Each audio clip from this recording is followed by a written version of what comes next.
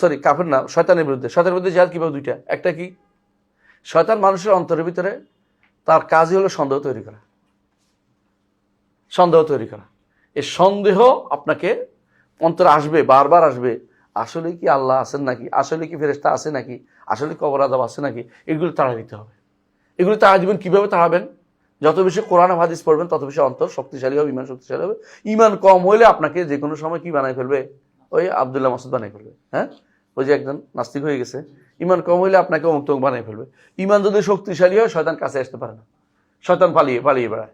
রাসূলুল্লাহ সাল্লাল্লাহু আলাইহি ওয়াসাল্লাম এই জন্য বলছেন, ওমর আপনি যে রাস্তা দিয়ে হাঁটেন শয়তান সেই রাস্তা হাঁটে না। আমরা এই জন্য মদিনা থাকতে বলতাম যে শয়তান যারা, তারা ওমর দিয়ে ঢুকে না, মানে শিয়ারা ওমর দিয়ে ঢুকে না। এই জন্য শিয়ারা সবসময় ওমর দরজায় ঢুকবে না। আমরা বলতে মরার পরেও ভয় করে ওমর।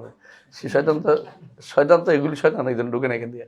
তো যেটা বলছিলাম যে এরা এই যে শয়তানের বিরুদ্ধে জিহাদ কিভাবে করতে হবে? দুইটা। একটা কি, এক নম্বর হচ্ছে সন্দেহ। শয়তান যে সমস্ত সন্দেহ নিয়ে আসে দিনের ব্যাপারে, এটা থেকে আপনাকে কি করতে হবে? দূর করতে হবে অন্তর থেকে, যে কোনো। এটা দূর করার জন্য কি লাগবে? ইলম লাগবে। দ্বিতীয় হচ্ছে শয়তান আরেকটা কাজ করে, সেটা কি? কুপ্রবৃত্তি জাগ্রত করে, অন্তরের ভিতরে কুপ্রবৃত্তি জাগ্রত করে। এটা করবো, হারাম টাকার দরকার, হারাম পুরুষের দরকার, এটা করা দরকার, এটা দরকার, যত কুপ্রবৃত্তি অন্তরের ভিতরে জাগ্রত করে, এটার বিরুদ্ধে জিহাদ করতে হবে। এটার বিরুদ্ধে জিহাদ কিভাবে করবেন? লাঠি দিয়ে পারবেন? কি দিয়ে পারবেন? ইলম দিয়া। আল্লাহ তাআলা সম্পর্কে যখন জানবেন, আল্লাহ আজমত সম্পর্কে, বড়ত্ব সম্পর্কে, আপনার অটোমেটিক তখন মনে হবে যে আরে আল্লাহ আমাকে শেষ করে ফেলবে, মেরে ফেলবে, আমার শেষ করে ফেলবে, আমার একটু কিছু রাখবে না, মাঠের থেকে নিয়ে আগুনে ফেলে দিলে আর বের করবে না, আমি এই কাজ করতে পারবো না। ভয় করবেন আল্লাহকে। কখন ভয় করবেন? যে আল্লাহকে বেশি জানে, আল্লাহকে বেশি ভয় করে। ইলমের দরকার, এটারও ইলমের দরকার। আর আগের প্রথম যেটা বলছি নফসের বিরুদ্ধে কি দরকার? প্রথম কাজ কি? ইলম। আমল করতে হলে কি লাগবে? ইলম। দাওয়াত দিতে হলে কি লাগবে? ইলম। সবর করতে হলে কি লাগবে? ইলম। আর এখানে শয়তানের বিরুদ্ধে জিহাদের দুইটা স্তরের মধ্যে কি লাগতেছে? ইলম।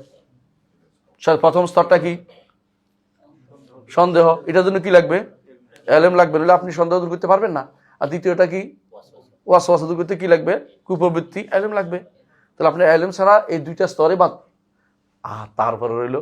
তারপরে জিহাদ হলো